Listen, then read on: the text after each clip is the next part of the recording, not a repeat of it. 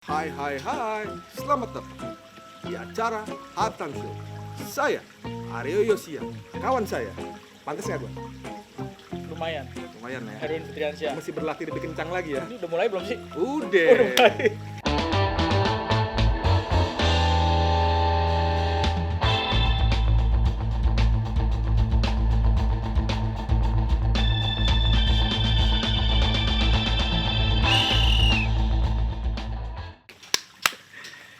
Ya udah Ngomong- terus. Ngomong-ngomong gini, Win. Apa kita hidup kayak gini enak juga ya? Gimana duduk Ada terus gini? Duduk. Lu bayangkan ya, sore anak main depan situ di taman, kemudian kita sarungan, ada kopi. Pakai daleman nggak nih sarungannya? Pakai lah, kalau nggak dingin bos. Apa sambil ngamatin anak bermain gitu kan, minum kopi, pas itu apa Ngeliatin ikan bawa gitu. yang ini buat yang kayak Kipas. Kayak gitu kan. Babe Sabeni dong. Udah lah, kalau kayak gitu ntar lama-lama tidur kita. Ada suara burung lagi nih. Mana kita mau ngomong apa nih hari ini? Piala Presiden dong. Pilpres, tapi Piala Presiden, bukan Pilpres yang lain, ya. Piala Presiden ini kan turnamen pramusim nih. Turnamen pramusim yang sudah beberapa kali dimainkan. Ya, pramusimnya Indonesia tuh ya kalau nggak Piala Kemenpora, Piala Presiden. Ya, Atau sama. Piala Gubernur. Piala Gubernur. Tapi kalau nggak ada Piala Presiden atau Kemenpora, kalau ada Presiden atau Kemenpora, gubernurnya nggak ada. Kayak sekarang Dan ini kan nggak ada. turnamen pramusim ini sebenarnya tradisi baru ya sepak bola kita ya. Dari tahun mungkin 2015-an. Ya, baru mulai orang berpikir dulu kan pramusim kan cuma sekedar uji coba selama tim peserta ketemu udah sekedar sebatas itu aja. Sekarang jadi ada turnamen serius-seriusan. Ya. Dan ini gue makanya ngomong Indonesia ini unik menurut gue. Turnamen pramusimnya tuh udah kayak kompetisi yang sebenarnya. Serius. Itu loh. Turnamen pramusim itu di Indonesia identik dengan serius. Serius. Indikatornya apa? Ya banyak loh. Apa? Dari Piala Menpora atau Piala Presiden yang sebelum-sebelumnya. Hasil buruk di turnamen pramusim, bisa loh pelatih dipecat. Bisa loh pemain dicoret. Gitu kan. Lo bayangkan gitu, untuk turnamen pramusim. Yang gue inget pelatih dipecat gara-gara hasil yang buruk di Piala turnamen pramusim. Gomez de Oliveira. Gua masih oleh langsung cut. Gitu. Madura United ya. Iya, Madura United, lo bayangkan. Dan itu terjadi setiap musim gitu kan. Dari mulai yang lo bilang tadi, mulai ada tren baru 2015 gitu kan. Jadi kayak ada ini kayak turnamen sempalan lah. Kalau kita main kartu tuh pinggiran lah, turnamen pinggiran yang artinya semua bertarung secara serius. Karena kompetisi utamanya itu Liga 1. Jadi ini bisa dibilang turnamen pramusim ini yang dia bilang tadi pinggiran itu karena memang yang menu utamanya adalah Liga 1. Liga satunya. Cuma memang cukup unik sih, ya memang benar yang lu bilang cukup unik karena memang justru di pramusim itu sebetulnya kan pelatih tuh coba-coba ya kan, mau strategi apa, mau formasi apa yang dipakai gitu. Jadi kalau kalah pun juga tim-tim Eropa juga nggak masalah Makanya, gitu kalau gitu kan. kalah sebenarnya kan di pramusim Tapi gitu kan. Inggris sudah mulai ketularan tuh. Apa tuh? Nation League gitu kan, Inggris kalah lawan Hungaria gitu kan. Tiba-tiba langsung persnya langsung bilang, "Oh, Inggris harus segera ganti pelatih." Itu kan timnas. Padahal itu turnamen-turnamenan sebelum Piala Dunia gitu. Itu kan timnas. Iya. Dan kalau Inggris kalah sampai 4-0 dari Udah nggak usah bahas Hungaria. Inggris lah, bikin gue sedih Fansnya aja. Inggris. Kalah. Iya, Win, lanjut Piala Presiden. Ya, Piala Presiden indikatornya gimana tim itu serius adalah yang pertama pelatih bisa sampai dipecat. Iya. Terus yang kedua, ini yang terkini nih di Piala Presiden sekarang. Ya ini sebenarnya atmosfer yang bagus untuk kompetisi gitu ya. Yang tampil itu serius gitu ya. Pelatihnya juga tampilnya menampilkan pemain-pemain yang ini starternya seperti ini. Cuman memang akhirnya agak nggak sesuai sama judul pramusimnya. Tujuannya Iya. pramusim ini kan hari Ini kayak pertaruhan segalanya. Apa contohnya? Mainnya ini fight banget gitu. lihat kemarin tuh Persib lawan lawan Bali Bali United, United. juara dan runner up. udah kayak prak gitu. Sebenarnya gini, oke lah dalam sebuah kompetisi itu tetap main dengan serius gitu. Setuju Tapi gua. kalau sampai keras menjurus kasar itu yang jangan. Iya. Ya kan ini baru pramusim. Pelatihnya kan Robert Albert yang gue tahu kan dari dulu kan emang Wallace. dia tipikal Kalau pelatih yang pramusim. Wallace kan pramusim. Waktu Piala Kemenpora main dia nggak juara, dia nggak pusing-pusing amat karena dia yakin kompetisi yang sebenarnya di Liga 1 gitu kan. Dan ketika di Liga 1 kan Persib peringkat 2, nyaris juara. Dia sampai garuk-garuk kepala juga tuh bilang, "Ini kok tim gua main lawan Bali United udah kayak persaingan akhir mau juara gitu loh." Dan sering kejadian gini bro, kalau lo perhatikan. ngebut di turnamen pramusim, begitu masuk kompetisinya jeblok. Ngepos, Persija ya, contohnya, ngepos, ya. ya kan, Persija. Persib pun pernah ngalamin Piala Presiden juara begitu. Arema juga gitu. Iya. Iya kan? Pas juara Piala Presiden Arema juga. itu juara Piala Presiden. juga. pramusim itu 2 kali Arema. Ya, dan Arema dijulukin spesialis juara Piala Pramusim. Dan mau apa aja dia sering juara tuh. karena setelah juara di pramusim, mereka nggak juara di turnamen yang di kompetisi sesungguhnya. Yang bikin ini sebenarnya apa ya, tim itu tampil dengan penuh semangat itu karena formatnya juga. Karena ada final kan. Kalau Iya, kompetisi penuh kan nggak ada Ya, finalnya. jadi kalau misalnya cuma tim itu dipaksa untuk fight tarung terus. ya, Iya. artinya bahwa ya lu bayangin aja grup C kayak apa isinya. Persebaya, Persib, Bayangkara. United. Iya, Bayangkara. Aduh, gua langsung lihat undian. Buset ini. Ini udah dari awal udah kayak settingannya udah kayak Final terus. final aja ini gitu kan. Terus yang kedua, yang bikin pemain-pemain ini pada semangat apa? Hadiahnya makin lama makin gede. Makin gede. Yang sekarang ini yang juara pertama dapat, Sama nasibnya mereka juga dipertaruhkan. kalau tampil jelek, Jelek coret. bisa dicoret gitu. Udah kontrak udah dapat DP gitu kan. Begitu turnamen pramusim jelek, supporter mulai berisik, Coret. tiba-tiba langsung coret. Nggak usah jauh-jauh, jangan kan udah mau masuk turnamennya, makan kanote, udah diperpanjang kontrak. Makan Konate. Konate gitu. Udah kontrak 2 tahun. Hah. Persija belum main nih. Kita ngomong syuting lagi, Persija belum main nih. Hmm. Set. Pengumuman dia pamit. Maaf, saya harus berpisah dengan The Jackmania bla bla bla. Gile, turnamennya belum mulai gitu Ternyata kan. kemana dia? Kayaknya ke Rans nih. Kayaknya keren. Heran lah. Pokoknya intinya lu bayangin dia baru taken kontrak 2 tahun. Sama tadi kalau bilang kenapa pemainnya serius ya karena mereka juga dredeg. Kalau pemain jelek, terutama pemain asing lah ya. Kalau pemain lokal kan mungkin karena fondasi timnya gitu. Iya. Tapi kalau pemain asing, dia main jelek ya itu tamat buat dia. Menarik loh itu si Makan Konate itu. Lu tahu nggak kenapa? Gue kepikiran ini sih. Dia pindah dari Persija ke Rans gitu ya. Karena apa? Ya, tapi kalau bener keren sih, belum tentu keren juga Ya, loh. kalau misalnya ke Rans atau ke tim yang mungkin nggak sebesar Persija itu ya. Dia menghindari tekanan dari supporter. Karena Juga kalau sih, Persija iya, kan tekanan supporter kan besar kan. Kalau pemain jelek Tapi disorot. kalau kasus dia bukan karena dia takut tekanan ini, pelatihnya yang nggak mau dia, itu problemnya. nggak cocok ya. Nggak cocok. Ini kenapa nih kok gini kenapa nih? Gatel bro, Malu ya. malu. Produser kita kan suruh kaki setelan gini gitu kan. Udah nggak usah dibahas. Ya, jadi itulah uniknya turnamen pramusim. Produser kita foto-foto aja nih. Kita masih berapa Lu menit serius durasi gak sih? ini? Ini turnamen pramusim bro, mesti serius. Serius dong. Jadi memang turnamen pramusim positifnya untuk tim itu adalah mereka mainnya serius, ya mainnya serius, saking seriusnya sampai kalau misalnya ada kesalahan nggak ditolerir gitu, bisa dipecat, bisa di. Tapi memang gini Win, kalau yang tahun ini gue juga ngeliat gini sih, mungkin euforianya jadi berlebih juga kan lo bayangkan 2 Setelah tahun nggak kita nonton, nggak nggak ada penonton. Sekarang penonton kan udah full, lo udah vaksin 3 kali, lo bisa nonton gitu kan.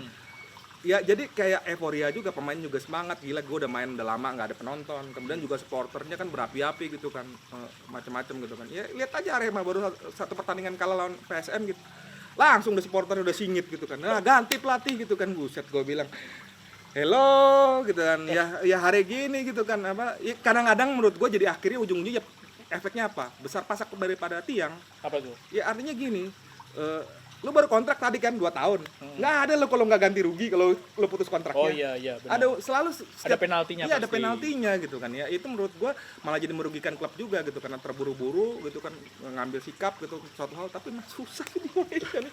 Emang unik ya. Nah, satu hal yang harus diperhatikan sama supporter. Kita kan udah ngomongin supporter. Euforia boleh ya, seneng boleh karena udah 1 musim kemarin nggak nonton sepak bola di stadion. Tapi harus tetap tertib gitu. Yang paling kelihatan apa? Nyalain flare.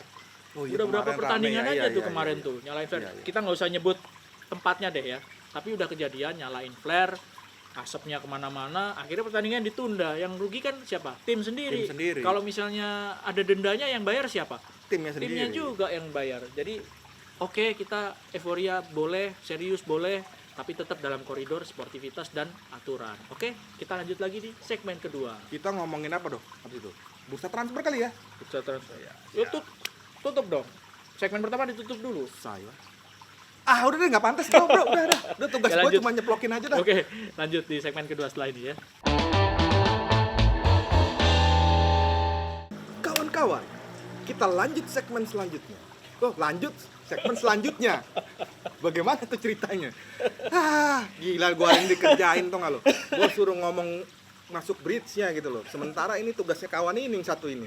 Kita kan nimpalin aja gitu kan. Bro, udah Bahas langsung. apa? Segmen ini bahas apa nih? Bisa transfer lah. Transfer apa? Nah, Pemain kita apa? ya, Transfer ikan koi Ya, nih? ya. Di belakang ada ikan koi soalnya. Ya. Kalau menurut lo apa yang menarik dari bursa transfer jelang Liga 1 nih musim baru nih?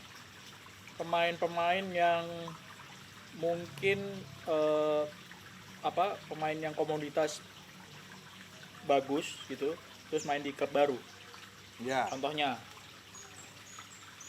Fortes, PSIS Yoi, Mame sama Taisei Marukawa. Fukawa. Itu bener-bener langsung di pertandingan pertama unjuk kekuatan, Iya, di Piala unjuk Presiden. gigi, langsung menang 6-1 PSIS lawan Persita. Oke itu, ya. Sampai ada yang mempertanyakan tuh di medsos tuh. Fortes sama Marukawa. Kenapa dilepas gitu? Nggak gagal move on klubnya, gagal Kenapa move on. dilepas? Yang kayak gini kenapa dilepas gitu kan? Iya. Ya kalau ngomongin bursa transfer di Liga 1 memang selalu rame sih menurut gua. Karena beda sama negara-negara di luar gitu ya. Kita kan rata-rata kontrak setahun. Jadi hampir setiap musim tuh yang namanya orang ganti klub itu sering terjadi gitu kan. Beda kalau misalnya ngomongin Liverpool. Sadio Mane juga baru mau pergi dari Liverpool setelah beberapa tahun gitu kan, lebih dari 5 tahun. Ya, gue selain yang ngomongin tentang ini, gue juga ini nih, gebrakan yang belum tentu sukses menurut gue. Gebrikin berarti. Gebrikin. Ronaldikin dong, kawan kita lama tuh almarhum. Persija ini sensasional nih musim ini nih.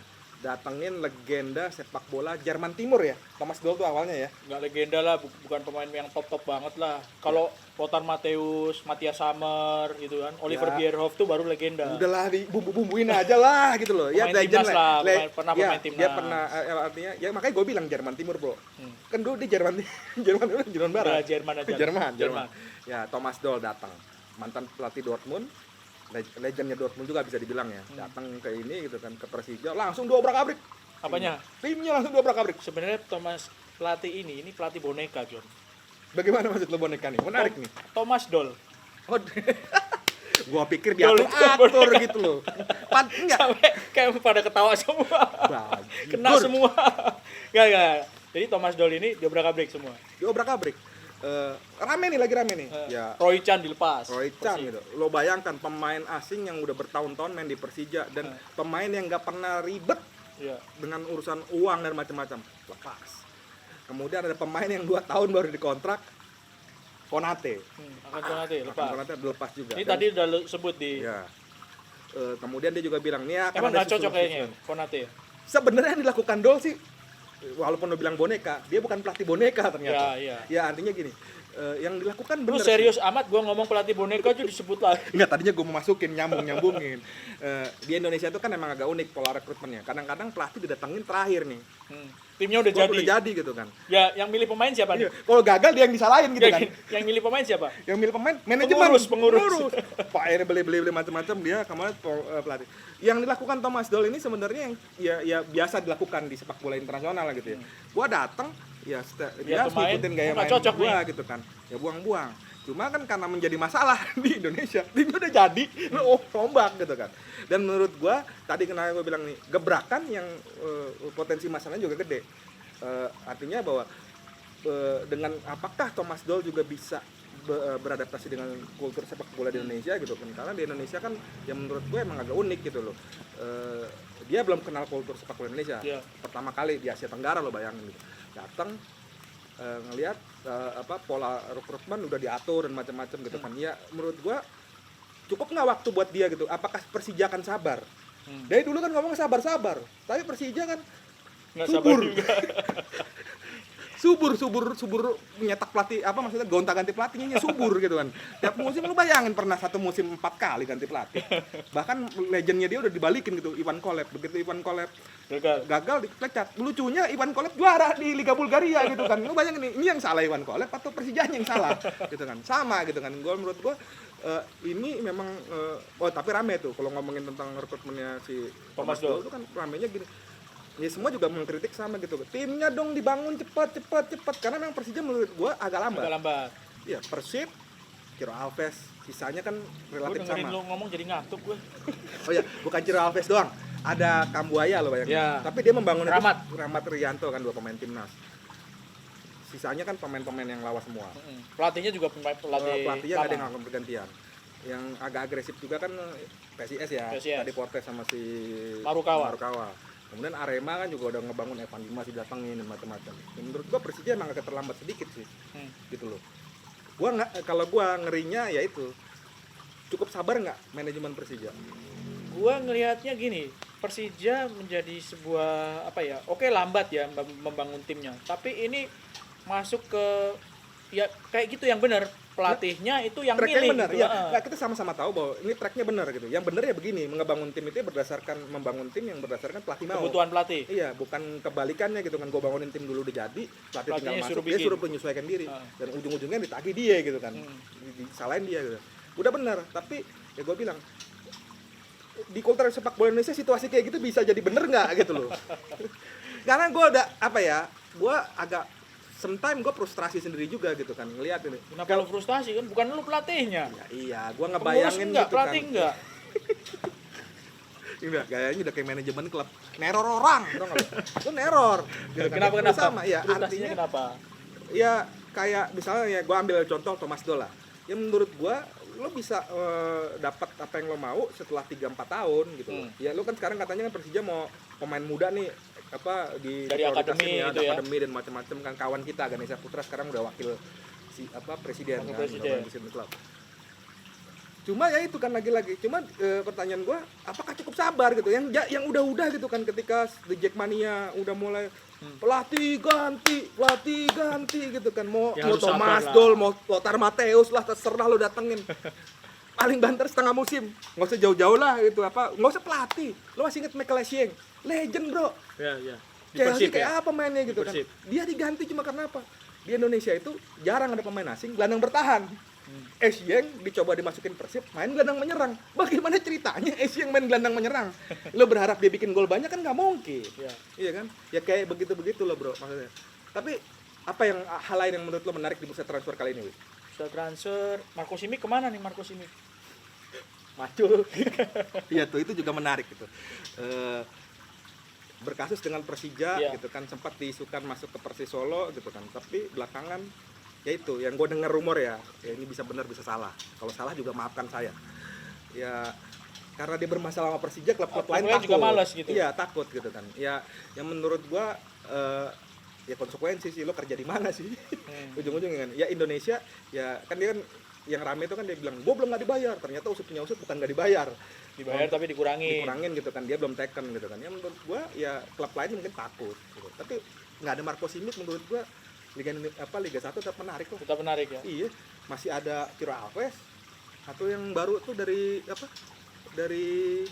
Fortes juga menarik lah, Fortes. kelas tapi itu ya gile.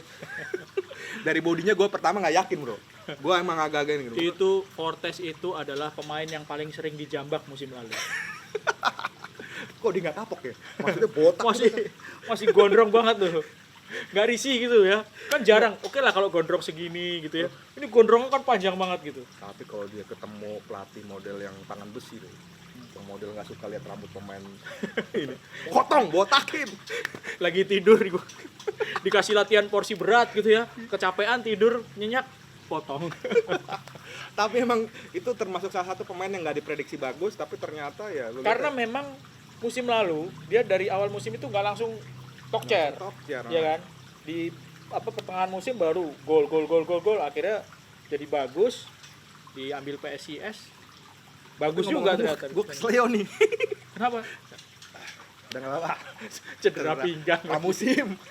Mainnya kita ngomongnya terlalu serius sih. Ya, kalau ngelihat dari bursa transfer dan kekuatan tim sekarang ya paling ya tim unggulan lah ya, Bali United ya kan, Ya. juara bertahan. Pelatihnya nggak ganti, tapi dapat pemain-pemain juga yang Baru. bagus-bagus gitu kan ya. Persib, oke. Persebaya nih agak-agak, kalau gue terus terang agak-agak Ragu. gimana ya, ragu ya. Karena ditinggal Ricky Kambuaya, Rahmat Irianto, Vital sih itu ya. ya. Vital sekali. Marukawa nggak ada gitu. Gimana nih penggantinya nih? Apa pemain-pemain muda seperti Marcelino Ferdinand ini bisa gitu ya untuk bikin Persebaya jadi solid lagi. Terus PSM ini juga lagi berbenah kan. kasihan tuh. Arema Musim ini kasihan, kita belum punya tahu markasnya di mana. nggak punya kan nggak Ya, punya karena belum punya mangkrak stadion yang mau direnovasi, kasus korupsi. Andi Matalata ya. Ya, Andi Matalata mau direnovasi, gubernurnya kesandung kasus korupsi. Nah, mereka Jadi lagi nggak- pusing tuh. Jadi stadionnya udah terlanjur dirobohin, tapi Ya kalau udah mangkrak kan nggak jadi apa-apain. belum Bro. tentu Iya. dibangun lagi. Udah jadi apa ya? Kolam ikan kalau nggak salah sama ditanamin. Ya kalau gua lah sebaliknya Win. Kalau menurut Ada gua, Arema juga, Arema. Ya Arema. Kalau gua sih tetap ngelihat bahwa persaingan musim ini akan tertumpu pada poros Persib. dan Bayangkara, Bali. Bayangkara. Bayangkara malah menurut gua nggak, karena udah nggak ada Evan Dimas. Kalau harus inget itu, Hansa Muyama udah nggak ada. Tapi kalau ngeliat Persib yang nggak banyak perubahan dan kemudian Bali United yang menurut gua juga nggak banyak perubahan, menurut gua kuda pacu utamanya dua tim ini sih. Sisanya gitu Bali ya. sama Persib. Persib gitu kan, lebih ke sana. sih. Persis Solo dong. Nah, itu menarik tuh, kuda hitam ya. Tapi gini, kalau Persis Solo gue punya catatan nih. Gaya belanjanya agak acak-acakan gitu loh. Ada Semua mau dibeli, semua mau dibeli. Lu bayangin waktu di Liga apa di Liga 2. Liga 2. Penyerangnya berapa biji, Bos? 7 apa ya? 7 apa 6 apa 7 gitu penyerangnya. Sampai akhirnya dipinjemin satu-satu gitu kan. Lu ya anak muda sih soalnya, anak presiden gitu kan. Senang beli sono sini. Ya maksud gue lagi-lagi dalam berkompetisi yang panjang ini kan sebenarnya lu bagaimana ngebangun tim yang sesuai kebutuhan gitu kan. Ya kalau banyak penyerang juga kalau nggak ada backnya percuma juga, Bro. Iya, iya. Gitu sih. Artinya ya gue malah cenderung Rans. France ya. Rans secara apa, kenapa gue bilang Rans ini? Pelatihnya Rahmat Darmawan. Atau Dewa juga ya. Oh, Dewa itu juga lebih anteng ya. Artinya gini, beli pemain sesuai dengan kebutuhan. Ini kata-katanya kawan kita Rendra Sujono. Rendra Sujono. Jadi memang beli pemain sesuai dengan kebutuhan tim. Memang ini yang sebenarnya sebuah tim itu bukan Tapi jor-joran hantu-hantunya tim-tim model Rans atau gua tadi mau Dewa. gua vlog. Ada nyamuk. nyamuk ya. Ini kalau di pematang sawah memang begini nih. Ya menurut gua Hantu-hantu. hantu utamanya mereka adalah supporter, Bro. Supporter. Karena mereka ya Dewa dan Rans ini Rans. belum punya basis Supporternya pendukung. belum ada. Gue dengar terakhir kan Rans mau bermarkas di Jakarta. Ya kan lo tahu Jakarta kemana kan, pasti Persija gitu kan. Nah ini juga jadi PR gitu kan. Bisa nggak mereka hadapin tekanan supporter ketika mereka jadi tim tamu. Ini kan juga apa di Tangerang ini juga sama, ada Persita gitu kan. Basis pendukung tradisionalnya adalah di Persita. Bisa nggak beralih? Itu menurut gua sih itu. Tapi ya pastinya musim ini akan lebih meriah sih. Gue meyakini itu karena ya supporter udah bisa nonton gitu kan. Ya dramanya moga-moga juga nggak aneh-aneh sih. Ya. Biasanya kalau ada supporter ada yang aneh-aneh gitu kan. Mudah-mudahan Entah nggak ya. tiba-tiba ya moga-moga enggak lah. Kita pengen nonton pertandingan yang bermutu karena ujung-ujungnya kan golnya ke timnas, kalau Iya. kompetisi kan. Oke. Itulah. Udah selesai nih ya. Udah selesai lah. Jangan Tutup, lupa tutup. jangan lupa nonton Piala Presiden di Indosiar dan video. Nonton Piala Presiden di Indosiar dan video. Video. Sekali lagi. Nonton Piala Presiden di Indosiar dan Jangan video. lupa. 3 kali. Jangan Tiga kali. lupa. Dan update beritanya di bola.com, bola.net, liputan6.com. Ya. Lo tutup deh sekarang. Saya Aryo Yosia. Erwin Fitriansyah. Ngapain lagi dong? Sampai bertemu lagi di halftime show berikutnya. Terima kasih. Assalamualaikum warahmatullahi wabarakatuh. Waalaikumsalam.